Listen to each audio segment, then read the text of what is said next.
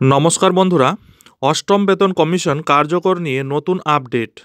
এবার 54 লক্ষ সরকারি কর্মচারীদের কি হবে, সম্পূর্ণ বিষয়টি আলোচনা করব এই ভিডিওর মাধ্যমে। তাই ভিডিওটি স্কিপ না করে শুরু থেকে শেষ পর্যন্ত অবশ্যই দেখবেন এবং চ্যানেলে নতুন হলে চ্যানেলটিকে সাবস্ক্রাইব করে বেল আইকনটি বাজিয়ে অল নোটিফিকেশন অন করে দেবেন। কেন্দ্রীয় সরকারি কর্মচারীরা সপ্তম বেতন কমিশনের অধীনে বেতন পাচ্ছেন। সরকারি কর্মচারীরা দীর্ঘদিন ধরে অষ্টম বেতন কমিশনের জন্য অপেক্ষা করেছিলেন, যাতে কেন্দ্রীয় সরকারি কর্মচারীদের বেতন বাড়ানো হয়। অষ্টম বেতন কমিশন নিয়ে সরকার একটি গুরুত্বপূর্ণ বিবৃতি দিয়েছে।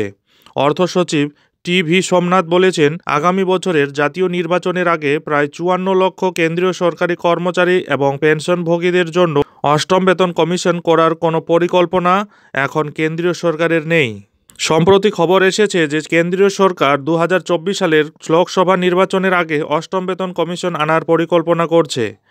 অতীতে নির্বাচনের আগে সরকারগুলি কেন্দ্রীয় সরকারি কর্মচারী, সশস্ত্র বাহিনীর কর্মী এবং পারিবারিক পেনশনভোগীদের মন জয় করার কার্যকর উপায় হিসেবে বেতন কমিশনকে গঠন করতে ব্যবহার করেছে।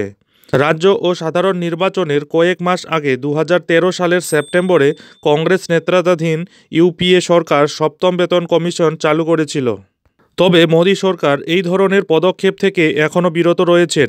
পরিবর্তে নতুন পেনশন স্কিমটি পর্যালোচনা করার দিকে মনোনিবেশ করা হয়েছে, যা নতুন রাজ্য এবং কেন্দ্রীয় সরকারি কর্মচারীদের জন্য বিতর্কের কারণ হয়ে দাঁড়িয়েছে। বর্তমানে কর্মচারীরা তাদের মূল বেতনের 10% জমা রাখে, সেখানে সরকার 14% প্রদান করে।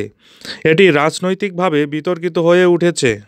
অনেক বিরোধী শাসিত রাজ্য পুরনো পেনশন স্কিমে চলে গেছে, যা পেনশনভোগীদের তাদের সর্বশেষ উত্তোলিত বেতনের 50%-এর মাসিক গ্যারান্টি দেয়। সরকার ব্যবস্থাটি পর্যালোচনা করার জন্য অর্থ সচিবের নেতৃত্বে একটি কমিটি গঠন করে। অর্থ সচিব বলেন, আমরা সংশ্লিষ্ট সব পক্ষের সঙ্গে আলোচনা শেষ করেছি এবং শীঘ্রই আমাদের প্রতিবেদন জমা দেওয়া হবে।